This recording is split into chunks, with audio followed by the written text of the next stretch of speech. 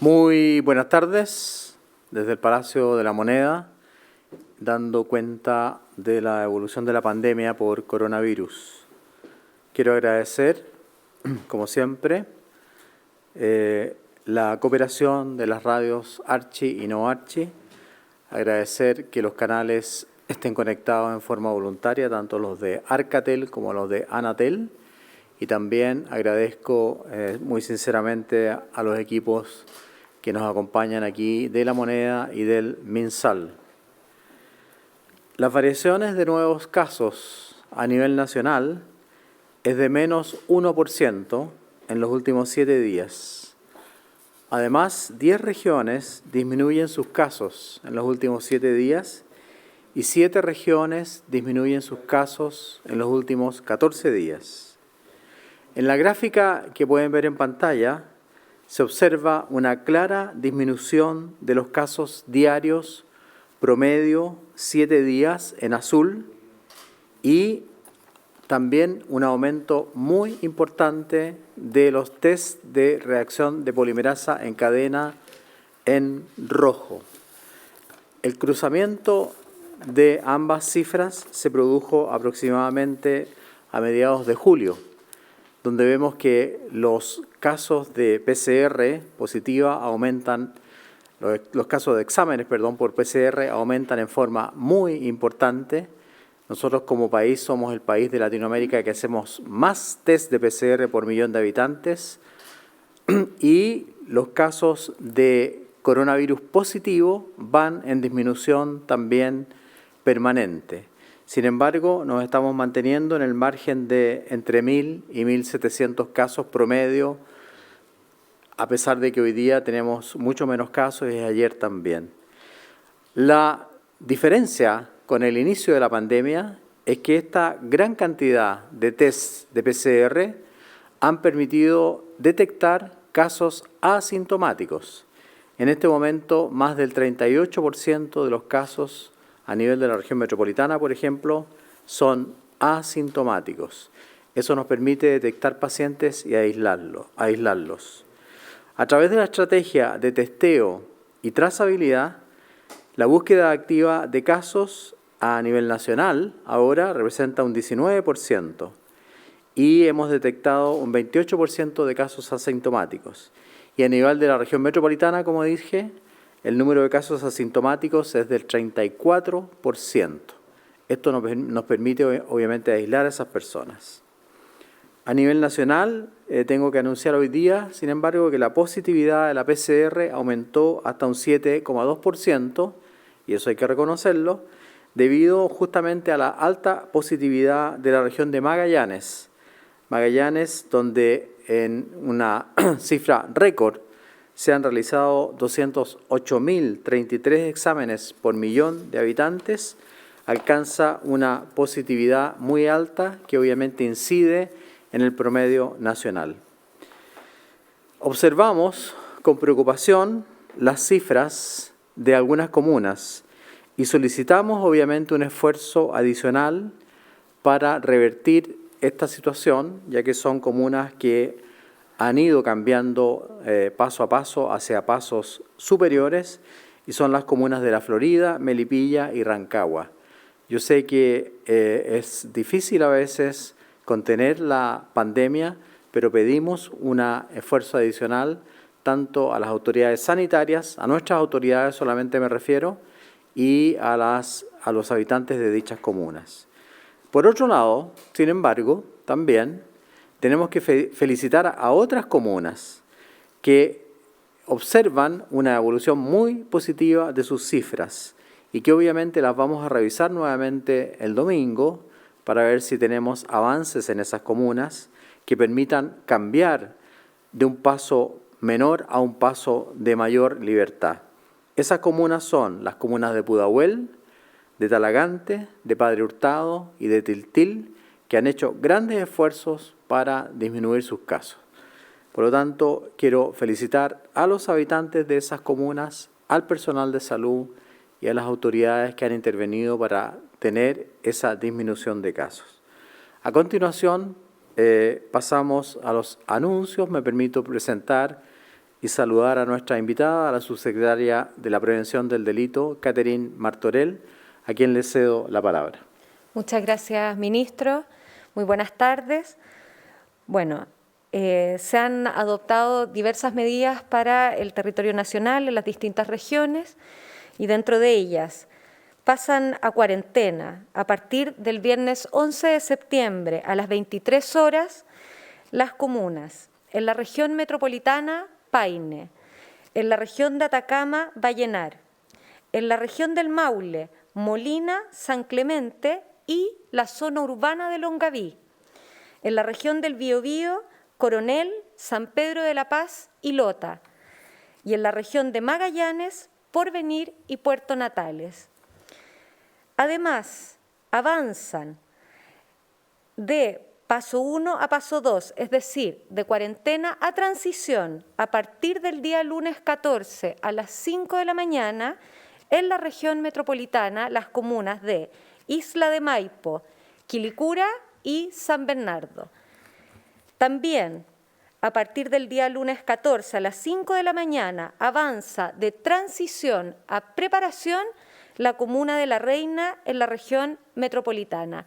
Esas son las medidas que se han adoptado a nivel nacional a través de nuestro plan, paso a paso, para ir avanzando y cuidando a todos de los contagios. Gracias. Gracias, subsecretaria Martorell. A continuación, daremos a conocer las cifras de hoy día a cargo del subsecretario de Redes Asistenciales, señor Arturo Zúñiga. Muy buenas tardes. La situación en nuestro país, de acuerdo a los casos reportados, es la siguiente. 1.482 casos nuevos de coronavirus, de los cuales 1.048 son personas sintomáticas. Con esto, la cifra total de personas diagnosticadas con coronavirus a través de un examen de PCR es de 427.027 casos, de los cuales 399.555 son casos ya recuperados. En cuanto a las personas que han fallecido, de acuerdo a la información entregada por el Departamento de Estadísticas e Información de Salud del Ministerio de Salud, durante las últimas 24 horas se registraron 20 personas fallecidas. Con esto, la cifra total de personas que han fallecido asciende a 11.702. En cuanto a la cantidad de personas que se encuentran al día de hoy hospitalizadas en las unidades de cuidados intensivos, son 942, de las cuales 125 se encuentran en estado crítico. Con esto, la cifra total de ventiladores mecánicos invasivos disponibles en la red integrada de coronavirus es de 486 ventiladores. La red de laboratorios durante las últimas 24 horas informó un total de 21.805 exámenes de PCR, totalizando 2.691.374 exámenes desde que comenzó a operar la red. Finalmente, en cuanto a residencias sanitarias, al día de hoy disponemos de 151 recintos de hospedaje con 10.198 cupos, de los cuales 4.904 están ocupados a lo largo del país. Recordar el teléfono al cual ustedes pueden llamar es un beneficio, es una estrategia que es totalmente gratuita para la población y que nos permite que cualquier hogar del país pueda realizar una cuarentena de forma efectiva.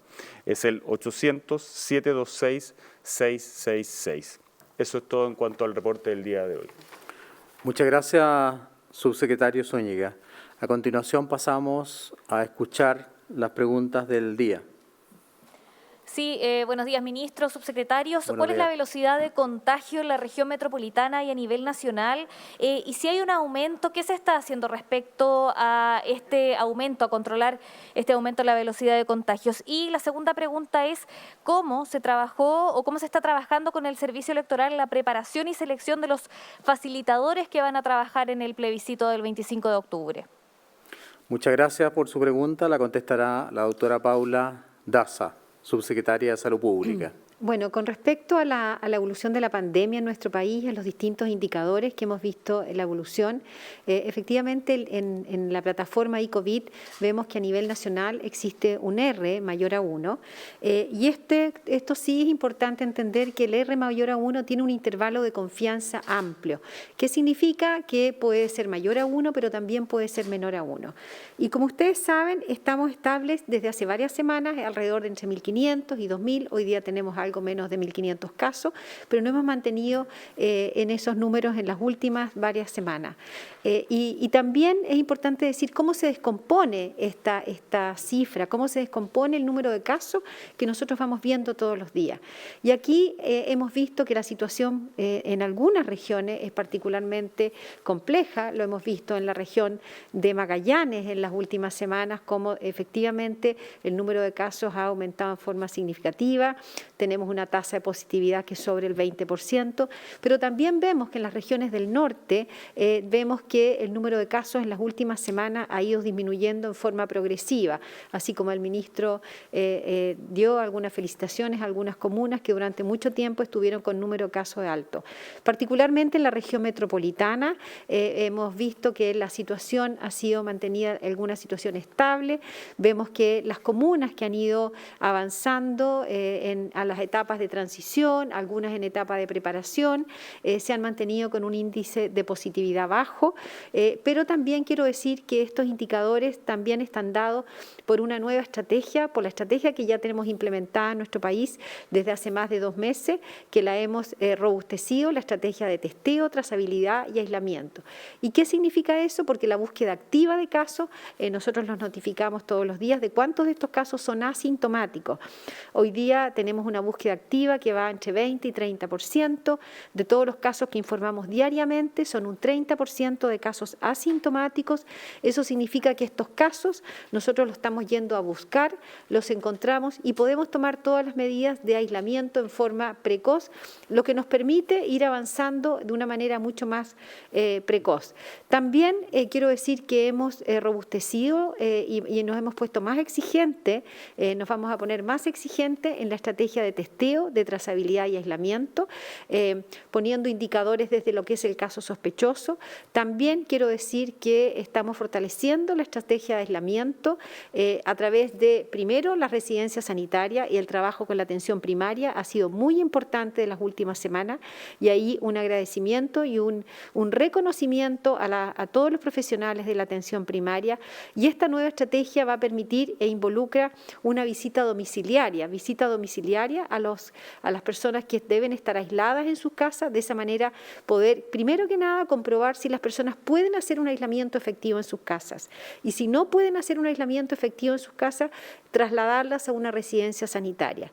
Esta estrategia de testeo, trazabilidad y aislamiento es el pilar fundamental para, primero que nada, detectar, trazar y aislar en forma oportuna. Pero aquí es una tarea que la tenemos todos y evidentemente el compromiso de la ciudadanía para evitar las conglomeraciones y evitar aquellos lugares donde hay muchas personas es fundamental y las medidas preventivas, como hemos dicho tanto, el uso de mascarilla y el distanciamiento físico.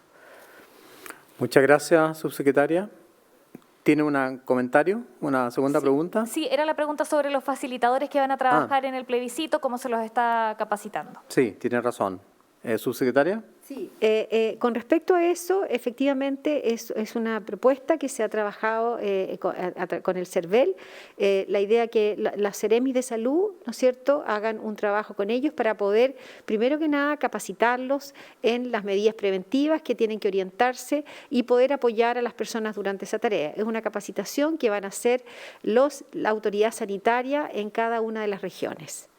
Muchas gracias, doctora Daza. La siguiente pregunta, por favor. Muy buenas tardes, Maolis Castro por el Líbero. Quería preguntarle un poco por la suspensión de ensayos de la vacuna de AstraZeneca por presentar efectos adversos y además de eso, la Organización Mundial de la Salud dice que posiblemente hasta 2022 habrá una vacuna masiva. Eso significa que posiblemente vamos a vivir un 2021 similar al año actual. Yo quería preguntarle si habrá que repensar las políticas públicas dado este escenario.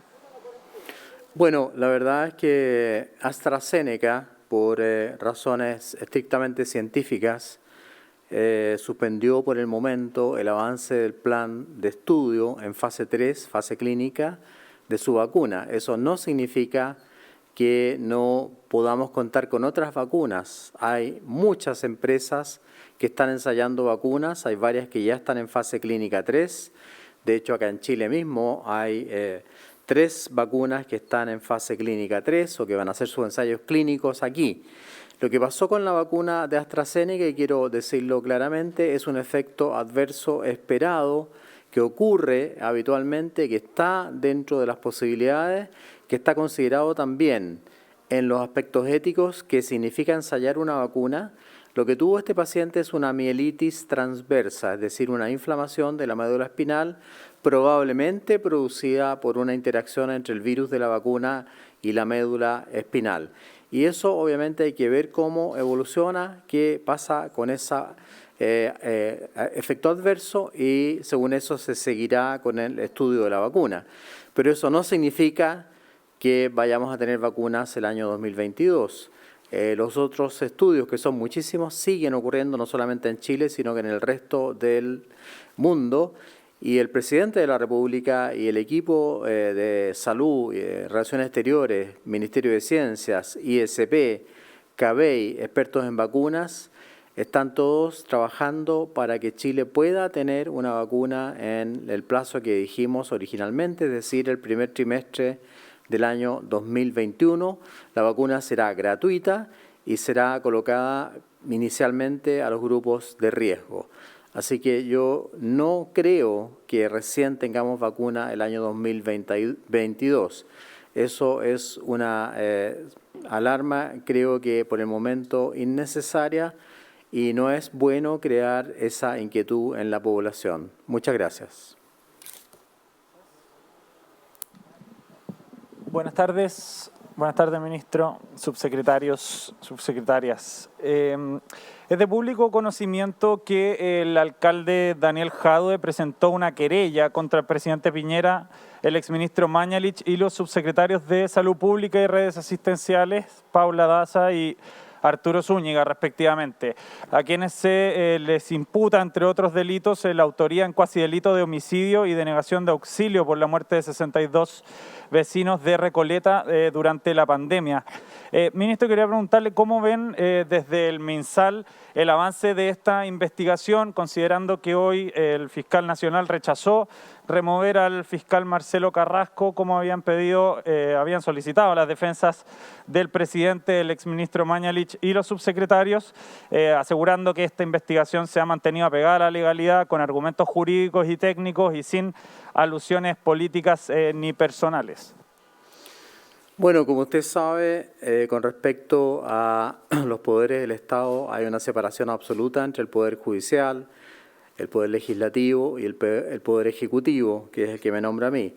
Por lo tanto, respecto a su pregunta, como este es un procedimiento judicial, no corresponde que el ministro de Salud, en este caso, como autoridad administrativa, pueda ni deba ser prudente que se refiera a esta materia. Muchas gracias. Sí, ministro.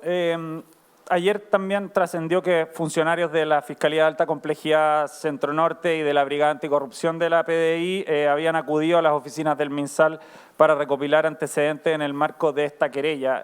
Quería preguntarle si podía usted confirmarnos esta información y contarnos de qué trató esta diligencia.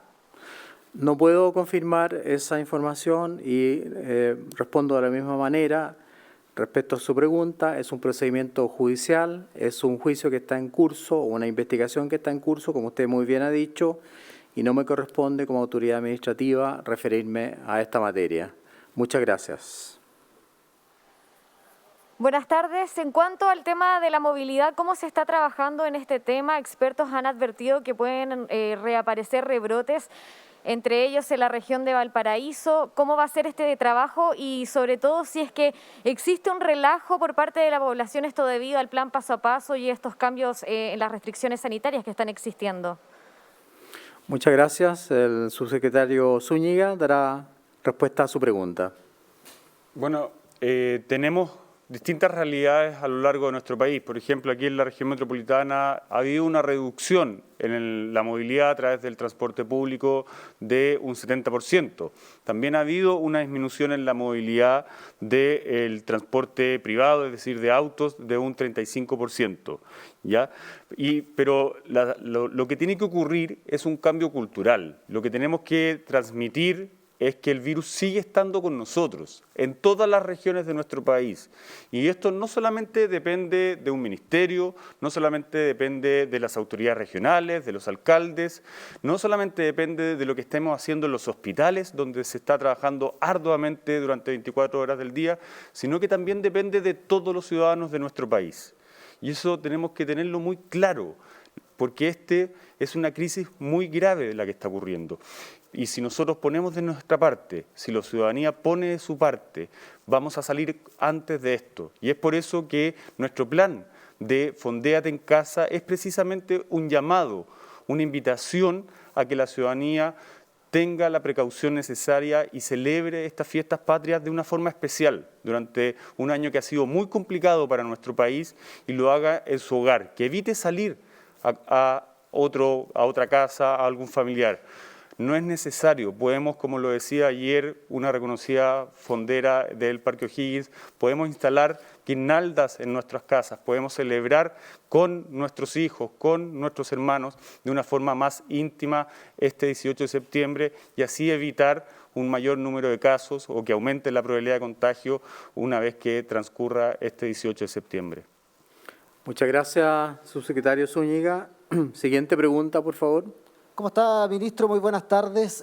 Justo hace una semana se daba precisamente este anuncio en esta misma instancia. Fue casi también una semana de aclaraciones y algunos cambios que se hizo al Fondéate en tu casa. ¿Cuáles son las lecciones que saca usted, ministro, sobre todo desde el punto de vista comunicacional, de este tipo de medidas que son relevantes y sobre todo pensando, por ejemplo, en una fecha importante como es el plebiscito, donde los mensajes deben ser claros, sobre todo para los resguardos de la propia ciudadanía?